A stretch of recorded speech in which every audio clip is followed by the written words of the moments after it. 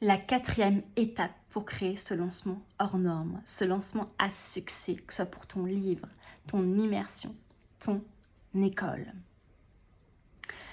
Et donc cette quatrième étape, c'est cette posture de CEO, ce leadership, ce job intérieur. Parce que oui, quand tu organises, quand tu crées un projet hors norme, un événement hors norme, évidemment que ça te fait travailler sur toi. Et tu le sais.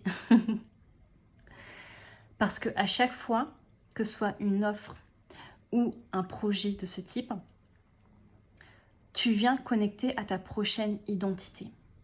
Et pour connecter à ta prochaine identité, ça te demande justement d'aller voir certaines croyances que tu as besoin de lâcher, des émotions, des traumas que tu as vécus. Ça vient te faire bouger sur tous les plans pour être cette femme qui justement incarne cette nouvelle identité, ce prochain step. Comme je te disais dans un autre live, cet événement hors norme, c'est en fait un élément, une pièce maîtresse de ton échiquier. Et tu as besoin de passer par lui pour accéder à l'autre étape, pour arriver au prochain step. Je t'en parlerai dans une autre vidéo, justement de moi. En fait, toutes les prises de conscience que j'ai eues grâce à ce sommet, les leaders déraisonnables. Mais pour là, cette vidéo, cette étape 4, je voulais vraiment revenir à oui, ce que ça nous fait vivre, ressentir à l'intérieur. Et je voulais te donner des exemples concrets avec ce sommet des leaders déraisonnables. Donc la première chose, c'est que c'est la première fois où dans ma communication, j'ai une communication qui dérange. Et ça, je ne l'avais pas du tout prévu. J'avais pas du tout prévu que le mot déraisonnable allait vraiment challenger, titiller, rebuter, j'ai envie de dire. Quand son nom est venu, pour moi, c'était une évidence que ce sommet allait s'appeler les leaders déraisonnables. Et c'est bien après que j'ai compris qu'en fait, pour certaines femmes, le mot déraisonnable, c'était quelque chose de péjoratif. Voire pour certaines, être déraisonnable, c'est être désaligné. Alors que pour moi, c'est tout l'inverse. Donc si tu veux, dans ma communication, je savais que ma com était une com qui pouvait activer, qui pouvait, tu vois, inviter mes clientes, ma communauté à oser, à être cette femme wild, cette femme connectée à son feu. Par contre, quand tu as une com qui dérange, là, c'est encore un step au-dessus. Mais comme je te disais dans la précédente vidéo, on suit toujours le même schéma en fait. Tu vis une chose pour passer à l'étape d'après.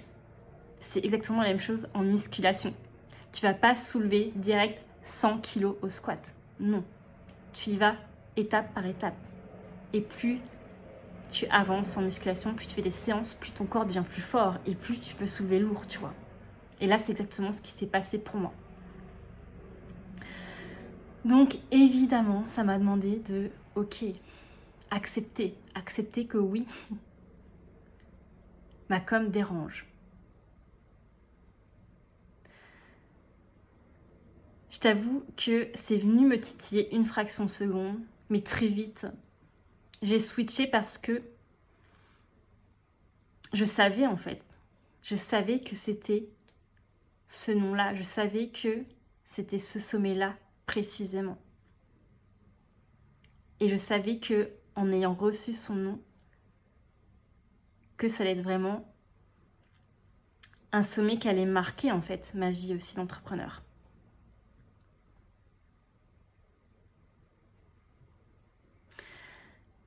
La deuxième chose qui m'est arrivée, c'est cette comparaison. Comme j'ai organisé déjà un premier sommet, évidemment, je l'ai comparé à ce premier sommet. Et ça s'est passé complètement différemment entre le premier et le deuxième sommet. Le premier sommet, tout a été très très vite, d'une fluidité sans nom. En un mois, tout a eu lieu. C'est-à-dire qu'en un mois, j'ai eu l'idée et le sommet a eu lieu et il était fini. Là, tu vois, j'ai voulu prendre plus de temps pour communiquer. J'ai eu plus de temps aussi pour trouver mes intervenantes. Sauf que ce qui s'est passé, c'est que tout était plus lent. C'était mais juste impressionnant. Pour le premier sommet, en une semaine, j'ai trouvé mes 13 intervenantes. Là, pour ce sommet,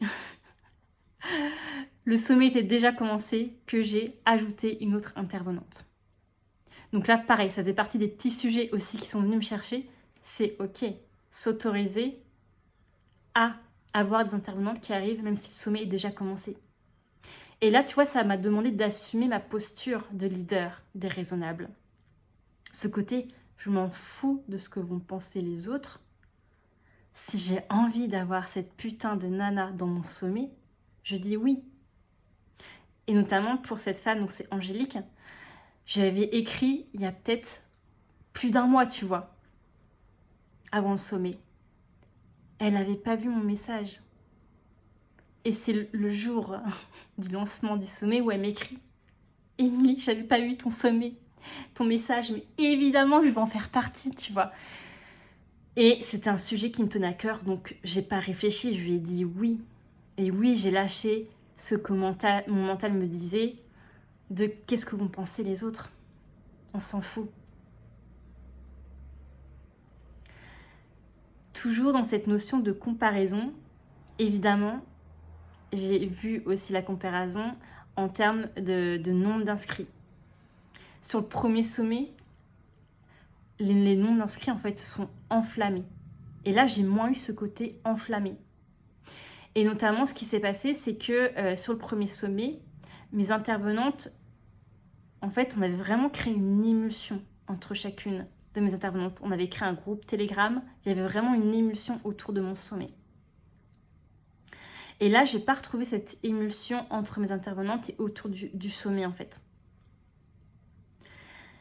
Et là où il y a une grosse différence, c'est que pour ce deuxième sommet, j'ai fait appel uniquement à des femmes leaders, à des femmes qui étaient déjà sur-sollicitées et qui, oui, participaient déjà à beaucoup d'événements. Donc oui, ça te demande à un moment donné de faire des choix dans ta communication. Tu peux pas parler de tout à gogo de chaque événement.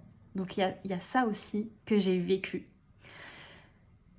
Donc oui, ça m'a demandé aussi, tu vois, de lâcher prise. Et d'avoir confiance que ce qui se passe avec ce sommet, c'est parfait pour la suite avec mon entreprise. Et évidemment, c'est venu me chercher, tu vois, sur des sujets que je connais. Le lâcher prise, ça fait partie de mes sujets où je suis encore en train d'enlever, tu vois, ces couches d'oignons au fur et à mesure. Et évidemment, je me suis faite accompagner. Parce qu'à un moment donné, ok, j'ai des outils, ok, j'ai cette capacité à vivre en fait ces libérations émotionnelles seule, mais sur certains sujets, tu as besoin en fait du regard extérieur, tu as besoin de l'autre pour déverrouiller en fait ce que tu vis. Donc là notamment, tu vois, pour ce côté émulsion avec mes intervenantes, là tu vois, j'ai senti vraiment l'appel à me faire accompagner, avoir vraiment à prendre une séance pour aller voir en fait ce sujet. Aller voir moi ce que je vivais, ce que ça me faisait traverser. Et aussi être dans cette acceptation, dans ce lâcher prise. Et j'ai la chance, tu vois, d'être entourée de femmes qui sont formées à des outils comme moi, comme la systémie. Donc, tu sais qu'en une séance, même en 20 minutes, j'ai envie de dire, hop, tu déverrouilles et tu passes à autre chose. C'est vraiment la magie de la systémique quantique. Si tu ne connais pas, c'est un outil fabuleux que m'a enseigné Agathe Bourassé. Si Agathe, tu vois cette vidéo. Donc voilà ce que je voulais te partager, c'est que oui, tu n'as pas d'autre choix que de faire ce job intérieur au fur et à mesure en fait. C'est vraiment pour moi ce travail du quotidien. Et oui, le sommet vient être cet amplificateur, cet activateur et vient appuyer, tu vois, au bon endroit pour te faire évoluer, pour que tu passes à cette prochaine identité. Et évidemment, le must, c'est de pouvoir se faire accompagner parce que on ne peut pas tout voir, on ne peut pas tout comprendre. On a besoin aussi de ce miroir du regard de l'autre.